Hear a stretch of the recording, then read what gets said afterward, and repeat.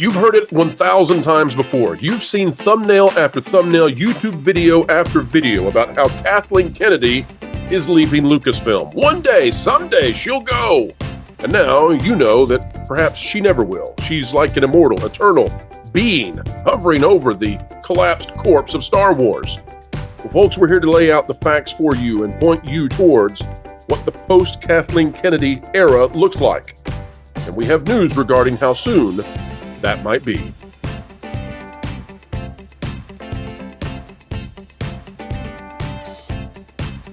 Hello, ladies and gentlemen. Welcome back to the Pro Channel, the place that gives you the truth, lays it on the table, and says, all right, what do you think about that?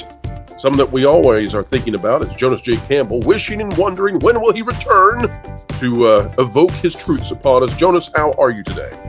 I don't have truths. I just have truth. Capital T, baby. Capital T. Folks, we hope you'll click that like button, capital L, but not in the same way, we promise. It's not the same. We'll start today, Jonas, as we dive into big changes that are happening. And we just want to go ahead and get this out of the way before we ever start the video because we don't want to mislead anybody. We do not have a date that Kathleen Kennedy will leave Lucasfilm. And we're not going to reveal to you a date that Kathleen Kennedy will leave Lucasfilm. We also don't know what that would mean because we're not sure that Lucasfilm would be put into the hands of someone who would take care of it. And we also are convinced, thoroughly convinced, I don't want to speak on your behalf, Jonas, you interrupt if you disagree, but thoroughly convinced that Lucasfilm has been turned into a studio that would be difficult for anyone to come into and fix. So I just want to get all of that out of the way, lest anyone believe that we're giving false hope of a Lucasfilm redemption here. But we do have major news, and we're going to lay it out, folks. Stuff that you will be mostly, 90% of it you can publicly verify on your own. Jonas, any disagreements on the stuff we've just mentioned, though? No disagreement whatsoever. Lucasfilm is an entrenched issue for the Walt Disney Company. That's right. Ongoing problem. So, folks, with all of those put out of the way so that no one's here thinking, well, you know, a bunch of charlatans out here on the web, let's get into the facts as they stand. And we've got lots of new stuff to cover around with. This is an article that is very old. It's from June 3rd, 2022, and it's by Jeff DiPoli. It's out of Attractions Magazine. The Star Wars Galaxy's Edge timeline has been broken, but we'll guess care. Now, this article was all about how they were bringing Boba Fett to Galaxy's Edge, which is the Star Wars land in the theme parks that is specifically set in the era of the sequel trilogies.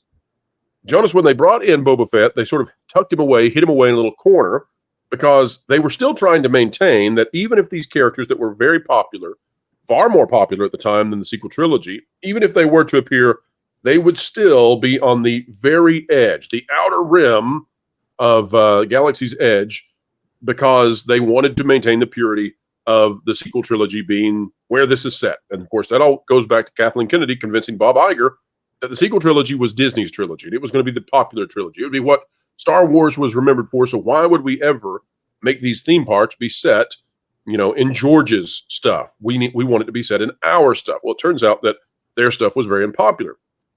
All right, so flash forward to today. And what do we have?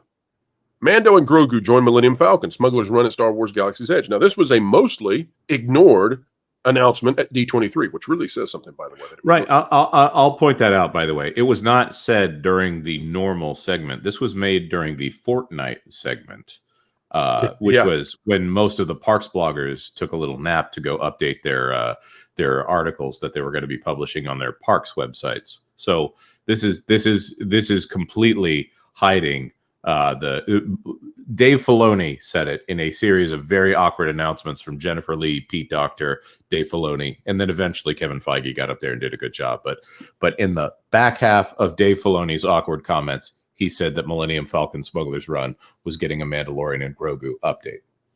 Jonas, you mentioned essentially most of the studio heads at Disney. You did not mention Kathleen Kennedy. She did not announce this while Pete Docter and Jennifer Lee and Kevin Feige were all taking the stage. But Kathleen Kennedy was at D23, correct?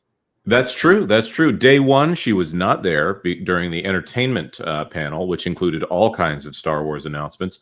Day two, she was not there for the parks segment, which included only one minor Star Wars announcement. And then day 3, she was there to give Harrison Ford his Legends Award, or take part in giving Harrison Ford his Legends Award. So let's broaden this out then, Jonas, because people are probably going to wonder, what does this little ride have to do with the end of the Kathleen Kennedy era?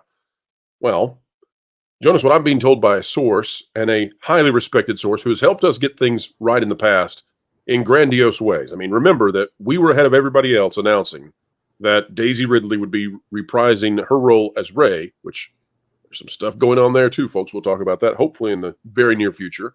But and that she would be appearing at Star Wars Celebration and all of that. Turned out to be exactly right. We've done that multiple times now. This source is telling me that this is the beginning of the end for the sequel trilogy at the Disney parks, that the sequel trilogies are going to be phased out. It may take many years to do so, but this is the beginning of breaking all of that up, because the unpopularity of Star Wars Galactic Star Cruiser, the hotel that's now defunct and has turned into a storage space for Disney, well, that huge embarrassment, that is sort of what's happening with the Galaxy's Edge, at least in Disneyland. Jonas, you might not be aware of this. It's not common knowledge, I suppose. The frequency of people going to Galaxy's Edge and Hollywood Studios in Florida has more to do with the fact that there's very little to do in that park than it has to do with the popularity of the sequel trilogy. It turns out, according to the source, that at Disneyland, attendance and interest in Galaxy's Edge is dropping dramatically. This is part of the reason they're doing this, but it's not the end of it. They're going to be taking out a lot of this stuff. Now, I don't know about Rise of the Resistance, but the end of the sequel trilogy as a cohesive narrative in these parks is over. They also canceled the Star Wars sequel trilogy expansion over in France. So you have all of these things happening at the Disney parks, which seem to indicate that Disney is done with the sequel trilogies in terms of trying to use them as a vehicle for storytelling in Star Wars. Jonas, your thoughts on this before we move to the next point? No, I think you said it well. I don't think I have anything to add there. How dare you, sir? How dare you? Jonas, why don't you tell the folks out there what we're looking at right now? Oh, well, this right here is the DisneyStore.com, formerly Shop Disney, before that, DisneyStore.com. This is the website where you can go for all of the Disney merch. Used to be that parks exclusives were not put on here, but anyways, a few days back, they not only scrubbed all of the Acolyte merch that you're seeing now from the website, they also removed it from the brand listings for DisneyStore.com. So on the left-hand side, I don't think we can get to it right now. There's usually a listing of all the different shows and things like that. And in this case, they had everything that is Disney Star Wars listed, but not the Acolyte. And all of the links to Acolyte merchandise that other people had collected had gone dead. And now, hey, look, it's back. Right. So we've done quite a bit of digging to find this stuff. Disney acquiesced, it seems, to the very small backlash. This, I think, Jonas, had something to do, and I'm not going to say why I think this necessarily. Let's just say it's not all my thoughts coming to it. I don't want to take claim for it. But there's some thoughts out there from some people that this had to do with an Ubisoft issue, that Disney may have been trying to protect Ubisoft from a backlash from the other side, because already Star Wars Outlaws is going to be such an unpopular game, and the removal of everything Acolyte was feeding into a frenzy of the very few who enjoyed the Acolyte, turning against the game too. So what did Disney do to acquiesce and put Acolyte merch back up on the shop? 3 t-shirts that are probably, although not necessarily, but probably print by order. So in other words, there's no risk to Disney to have these just sitting there and in the store. They're doing nothing. So, but no coffee mugs, no action figures, no lightsabers, no nothing. We talked about this on the Pro Show on Thursday, but Jonas, I find it fascinating that this might be part of a much bigger issue, and that is, who picked Leslie Headland? Who picked the High Republic? Who did all of this stuff? All of these things that are being erased rapidly over the last few weeks, it's all Kathleen Kennedy stuff. And take a look at this, Jonas, if we can get all these ads removed. Good grief. Over here on Wokipedia, bastions of capitalism with all their ads. Wokipedia has a list of all the books coming out for Star Wars over the next few months. And if we take a look at this, you can see that High Republic, Tears of the Nameless will come out September 24th, 2024. Okay, you can see, let's see, when do we get another? High Republic Starlight Stories will come out October 15th, 2024. And you can go through here and see these, folks. You can go check this out. Just go to starwars.fandom.com, Wikipedia, list of books, list of future books. That's what you want to see. Jonas, even after D23, when announcements would have been made, even after, all the stuff we've had with Star Wars as of late, I mean, you had a show that was based in the High Republic. You would think that announcements would have been made. The acolyte was the what would you call it? It was the high point of the High Republic. It was the milestone that was supposed to be the time and place when the High Republic really came into prominence with Star Wars fans. All this buildup, all these books, all these graphic novels, all this stuff. And the High Republic was supposed to then send that into high gear. Nothing happened. There is nothing announced for the High Republic beyond May of 2025, Jonas. That's about 7 or 8 months ahead, and that's it. And there's no big greeting that's going to happen that we know of in the next few months where new stuff would be announced. So it looks to me also, Jonas, like they're cleaning house, clearing the decks, as Lauren said, when it comes to future projects. It's not just High Republic. It's basically there's no announced books beyond May, but definitely no High Republic, and that's been the focus. Any thoughts on this, Jonas, as we continue to lay the facts out for the people to see? I think the fact that even diehard Star Wars fans like Lauren Connor, who know, quote unquote, everything about Star Wars, I say it in quotes because maybe there's something he doesn't know, but probably not. With the High Republic, they just can't generate the interest. And it seems like anything that comes out of the High Republic, there's not people clamoring for a character to show up. Like Venestra Rowe, that's a High Republic character that is supposedly has some popularity. But when you look at the Acolyte, they didn't quite thread the needle with the performance. So I'm not saying that. I'm going to say that if there's anything to that character, it didn't shine through in the Acolyte. There's nothing that pops up as, oh, this is the thing that we want everyone to do. There's no Mara Jade. There's no Talon Card or any of the Thrawn trilogy characters that everyone seems to come to first when they talk about what they'd like to see, or Thrawn. There's nothing Jonas, like that in their coming out of the defense, High Republic. Just geode. I think you're wrong. In their defense, they do have, Jonas, hundreds of people who love the Acolyte and want to see it return. Hundreds. Hey, I'm going to tell you, I have my own reasons for wanting the Acolyte to be renewed. So more power to you.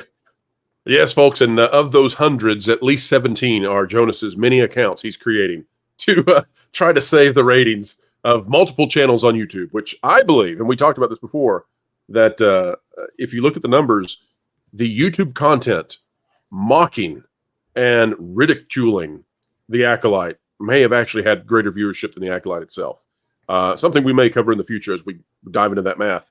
Jonas, we've laid out a number of things now in this video that indicate that Kathleen Kennedy's era is truly over.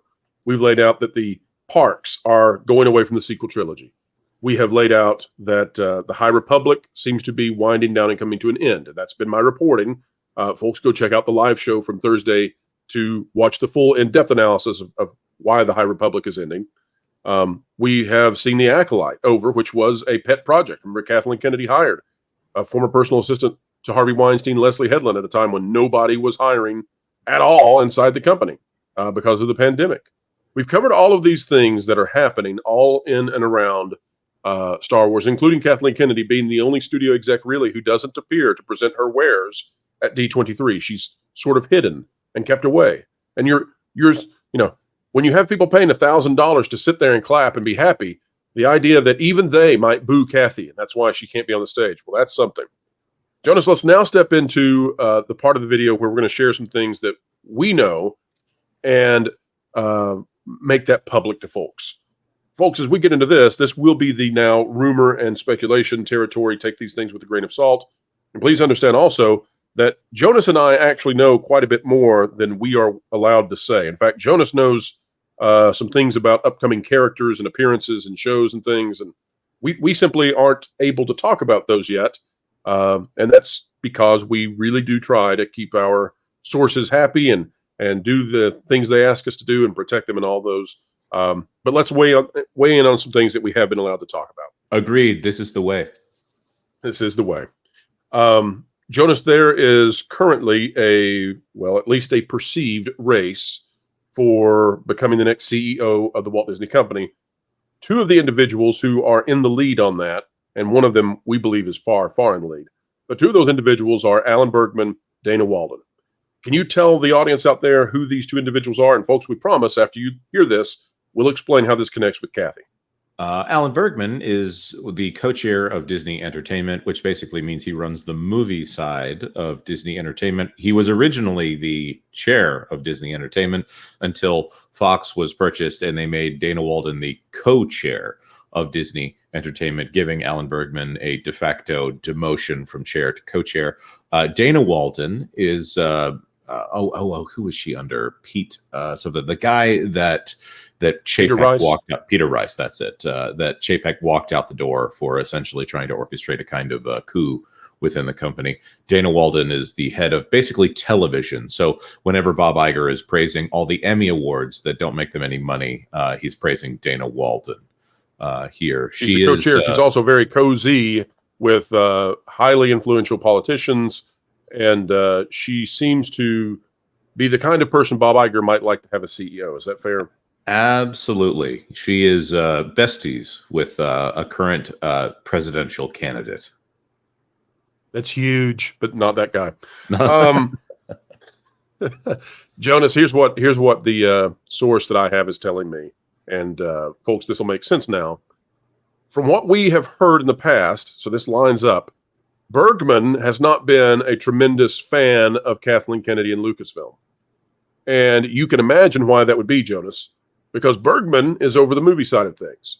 So Bergman's watching as those Star Wars films do less and less well, and then they have to go into hibernation because they're so poorly received. So it's been years and years since we've had anything going forward.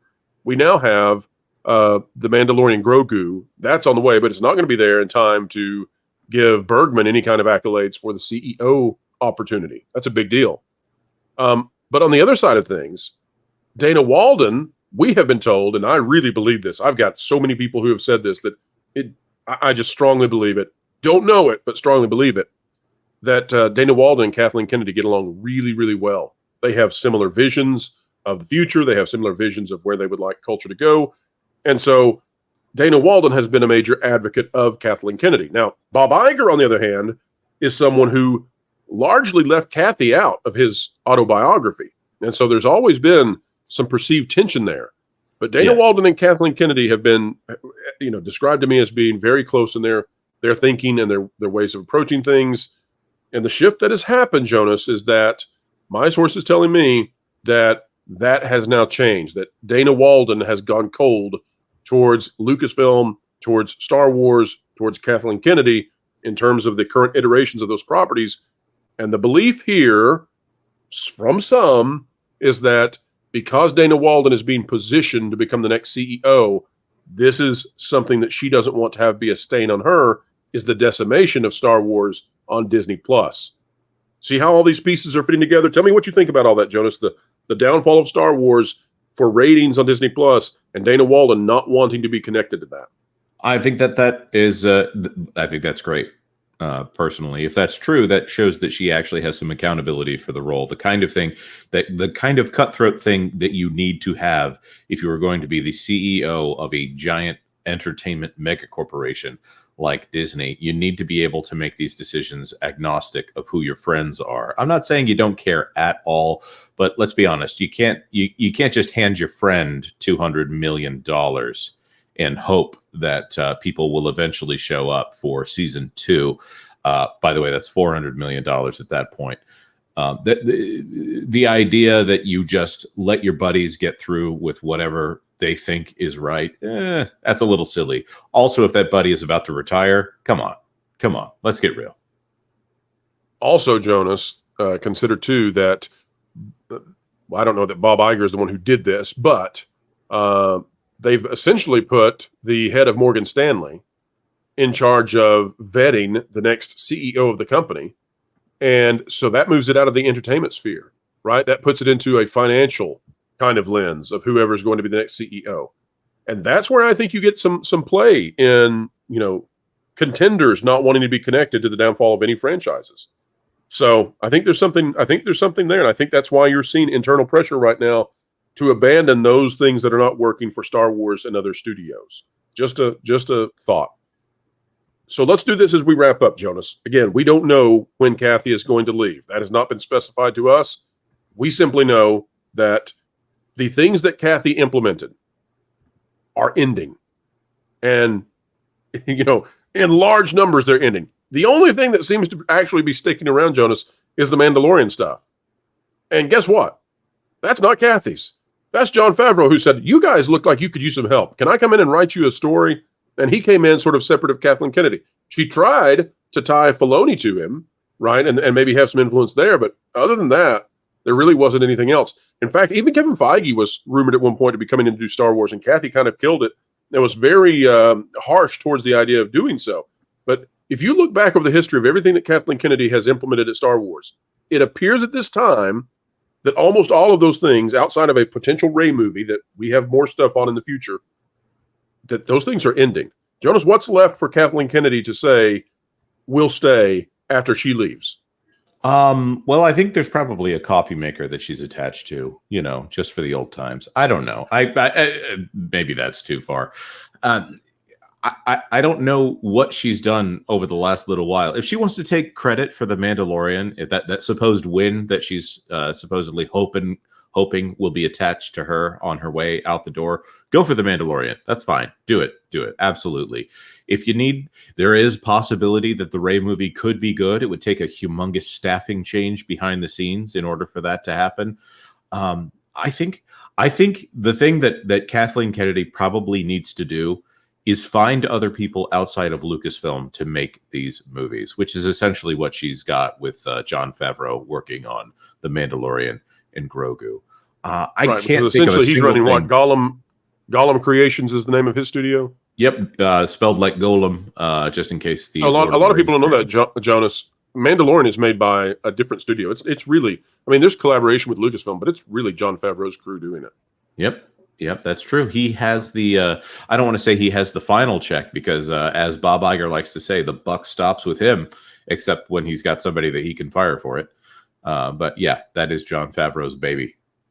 You know what may have finally turned the tides and had Bob Iger go against Kathleen Kennedy, Jonas? Endless strings of money pits? That, and Bob has told us that he's watching all of these things now like 5, 6, 7 times. If I had to watch The Acolyte 5, 6, 7 times, I'd fire her by the third time through. I'll just tell you.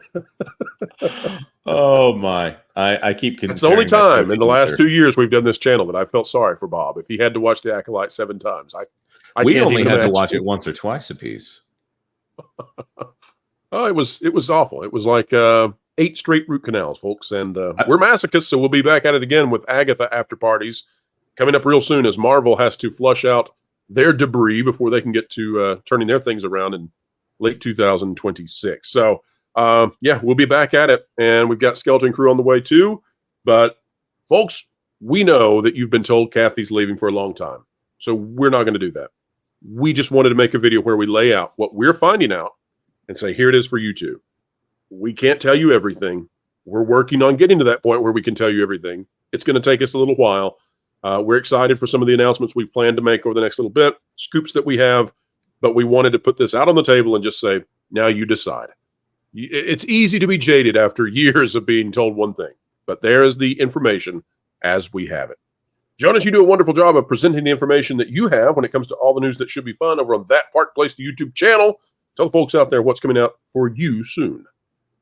Of course, this weekend we are talking about the shakeup in the CEO process over there at the Disney company. James Gorman being named head of the succession committee. It's about time. I don't know why it's taken so long. Of course, he's also the person that caused Hulu to be valued as high as it is in the current contentious battle with Comcast.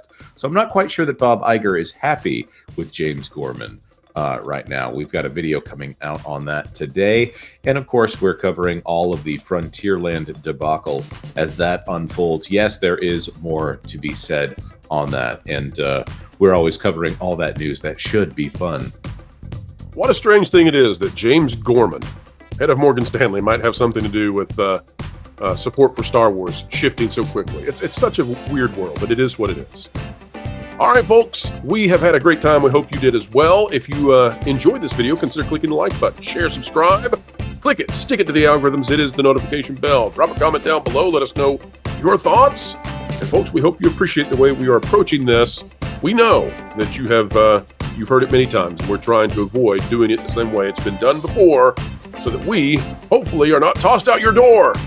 All right, we'll see you real soon. In the meantime, keep learning, keep growing, and keep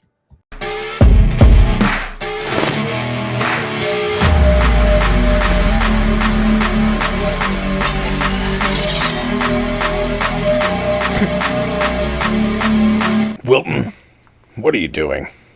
Well, word on the street is the culture war has officially made it to the doorstep of that park place. And I realized Jonas has no one there who loves him. So I thought I should go and protect them. Yeah, okay. You know, that's not, how you do this, right? Do what? Fight? Don't worry, Floral. I will not be intimidated by a criminal threat. Threat?